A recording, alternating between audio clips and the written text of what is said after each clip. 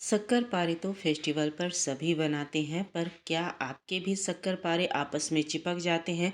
बराबर से उस पर चीनी की कोटिंग नहीं आती है और खस्ता नहीं बनता है, अंदर से बेकार हो जाता है, कड़ा हो जाता है, नरम मुलायम नहीं बनता है। तो चलिए आज की इस रेसिपी में आप सभी के डाउट क्लियर होंगे। फिर देर किस बात की, शुरू करते हैं आज की रेसिपी। सबसे पहले एक बर्तन ले लिया है और अंदाजे से ही मैंने 2 कप के जितना यहाँ मैदा ले लिया है। अब देखिए इसमें खस्ता और इसको नरम मुलायम बनाने के लिए चुटकी भर के जितना मैंने सोडा डाल दिया है। सिर्फ चुटकी भर के जितना ही खाने वाला सोडा डालना है, उससे ज़्यादा नहीं डालना है। और यहाँ पे मोयन कितना देना है वो देख लीजिए। तो यहाँ पर 1/4 कप के जितना मैंने इसमें मोयन दिया है। 2 कप के हिसाब से 1/4 कप मोयन इसमें पड़ेगा। यानी मैंने यहाँ पर घी का इस्तेमाल किया है मोयन के लिए। आप सभी चाहे तो तेल का भी इस्तेमाल कर सकते हैं मोयन के लिए। अब इसे हाथों से खूब अच्छे से मसलते हुए इस तरीके से मोयन हमें लगा लेना है। जब इस तरीके से खूब अच्छे से लड्डू बनने लगे तब समझिए मोयन हमारा परफेक्ट है। अगर आपको कम लगता है तो 1 आध 2 चम्मच आप डाल सकते हैं। तो देखिए थोड़ा थोड़ा पानी डालते हुए नरम और मुलायम डो लगा करके तैयार कर लेना है। कुछ लोग क्या करते हैं कि एकदम हार्ड डो तैयार करते हैं, वैसा डो हमें नहीं लगाना है। हमें यहाँ पर नरम और मुलायम डो ही लगाना है। तो इस तरीके से खूब अच्छे से मसल लेने के बाद अब इसे 15 से 20 मिनट के लिए कवर करके रख देंगे। तो जब 15 से 20 मिनट हो गया है उसके बाद खूब अच्छे से एक बार फिर से 5 मिनट के लिए अच्छे से खूब मसल लें, यानी गूँथ लें इसको। अब उसमें से लोई एक बड़ी सी तोड़ ले, जैसा आपको मोटा पतला बनाना है वैस उसी हिसाब से, यानी कहने का मतलब कि आप तोड़ लीजिए लोई। तो 3 इतने आटे से मेरे लोई बन करके तैयार हुए हैं और बाकी लोइयों को हम कवर कर देंगे और गैस पर यहाँ पर साइड में लो फ्लेम पर तेल गर्म होने के लिए रख देंगे। तो एक लोई मैंने ले लिया है, उसे अच्छे से चिकना करने के बाद बेलन की सहायता से थोड़ी सी मोटी रोटी जितना हमें बेल करके तैयार कर लेना है। तो अगर आप एकदम पतला बनाना चाहते हैं तो पतली रोटी बना लीजिए और थोड़ी सी इस तरीके से बीच वाली मोटी रोटी अगर बना करके आप मठरी बनाना चाहते हैं, यानी मीठा मठरी, तो आप इस तरीके से इतना मोटा भी रख सकते हैं। तो देखिए साइडों से हम जो आड़ा तिरछा है वो निकाल देंगे ताकि हमारा मीठी मठरी जो है एक ही साइज का बन करके तैयार हो। मीठी मठरी या शक्कर-पारे जो भी आप इसे बोलते हों वो आप बोल सकते हैं। और इसे हमें एक ही साइज़ में बना करके काट करके तैयार कर लेना है। तो पहले मैंने लंबाई में काटा है, उसके बाद देखिए इस तरीके से काट लेंगे। तो इस तरीके से मैं लंबाई वाला ही बना रही हूँ। आप अपने हिसाब से ट्रायंगल शेप वाला भी बना सकते हैं। तो देखिए जो मुझे लग रहा है उसको मैं निकाल दूँगी एक्स्ट्रा भाग, और इस तरीके से हमारी ये बन करके तैयार हो जाएगी। तो एक बैच का मैंने काट करके तैयार कर लिया है और जो साइडों से मेरा निकला है उस बाकी की लोई में हम इस तरीके से मसल करके उसे मिला लेंगे। तो देखिए फिर से मैंने एक लोई बना ली है, तो उसे भी मैं इसी तरीके से बेल करके तैयार कर लूँगी। और यहाँ पर तेल जो देखिए कितना गर्म होना चाहिए, तो एक छोटा सा टुकड़ा मैंने डाल दिया है। जब इसमें से हल्के से बबल आने लगे उतना ही बस हमें तेल गर्म चाहिए, ज़्यादा गर्म यहाँ पर तेल हमें नहीं चाहिए। इसी हल्के बबल तेल में ही सारे अपने बने हुए मठरी को हमें डाल देना है। तो मैं यहाँ इकट्ठा बना करके रख नहीं रही हूँ, मैं यहाँ पर थोड़ा थोड़ा बनाती जाऊँगी और फ्राई करती जाऊँगी। तो देखिए चलाते हुए इसे फ्राई कर लेना है।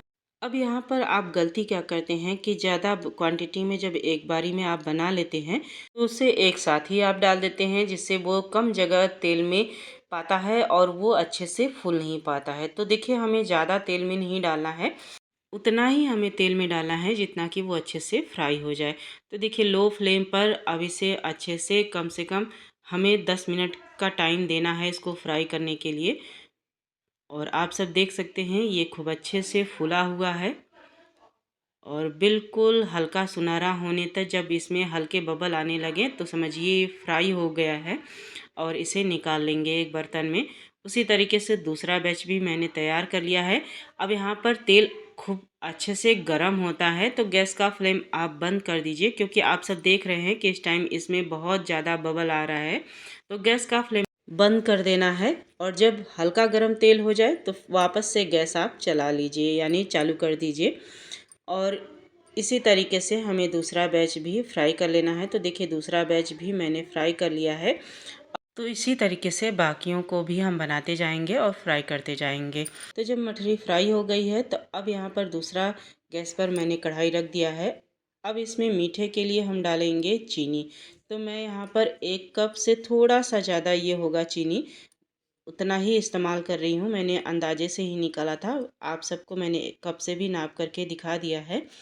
तो 1 आध चम्मच के जितना बेसी इसमें चीनी है। आप अपने हिसाब से कम या ज़्यादा जितना आपको मीठा खाना हो उस हिसाब से चीनी आप इसमें डाल सकते हैं। तो देखिए जिस कप से मैंने चीनी को नापा था उसी कप से आधा कप मैंने यहाँ पर पानी डाल दिया है। इससे ज़्यादा पानी हमें नहीं डालना है। मीडियम फ्लेम पर अब अच्छे से चलाते हुए चीनी को अच्छे से घुलने तक का इंतज़ार करना है। जब अच्छे से चीनी घुल जाएगा तब गैस का फ्लेम हाई कर देंगे और हाई फ्लेम पर चीनी को अच्छे से पका लेंगे। तो देखिए यहाँ पर पकने में चीनी ज़्यादा टाइम नहीं लेता है, यानी चाशनी तुरंत ही बन करके तैयार हो जाती है। तो आप चाशनी बन करके तैयार हो गई है, कैसे चेक करेंगे? इस तरीके से हाथों पर आप ले लीजिए और इसमें जब एक तार की चाशनी बनने लगे तब समझिए चाशनी हमारी बन करके तैयार हो गई है। अब यहाँ पर गैस का फ्लेम बंद कर देना है। उसके बाद मठरियों को डाल देना है और चलाते हुए लगातार इसे चीनी के थोड़ा सा जमने तक का इंतज़ार करना है। और हाँ गाइस, मैं बताना भूल गई, इसमें मैंने फ्लेवर के लिए इलायची का पाउडर भी डाला है। और अगर आप चाहे तो केसर भी डाल सकते हैं, अगर आपको कोई और फ्लेवर पसंद है, या आप चाहे तो इसे स्किप भी कर सकते हैं। तो देखिए अच्छे से मिला लिया है। उसके बाद मैंने गैस से नीचे उतार लिया है। अब इसे छोड़ना नहीं है, हमें इसे इसी तरीके से चलाते रहना है ताकि ये आपस में चिपके नहीं, अलग अलग बिल्कुल बने। अगर आप छोड़ देंगे तो ये आपस में चिपक जाएगा और आप अलग अलग नहीं रहेगा। इसलिए इसे चलाना लगातार ज़रूरी है जब तक इस पे अच्छी सी चीनी की कोटिंग नहीं हो जाती है। तो देखिए एक बराबर आप चलाएंगे, एक तो ये फ़ायदा होगा कि इस पे बराबर से चीनी की कोटिंग हो जाएगी और दूसरा ये फ़ायदा होगा कि आपकी मीठी मठरी जो बिल्कुल एक एक पीसेस अलग रहेगा।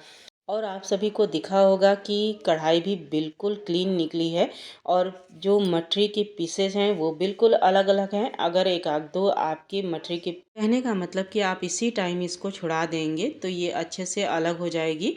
और इस तरीके से आप एक थाली में अच्छे से फैला दीजिए और इन्हें ठंडा होने दीजिए। चाशनी के सूखने के बाद आपके पीस मठरी के अलग नहीं होंगे, वो टूट जाएंगे। इसलिए जब चाशनी थोड़ी नरम रहती है तभी आप इन्हें छुड़ा लीजिए। और आप सब देख रहे हैं कि कितने आसानी से टूट गया है और बिल्कुल खस्ता बना है।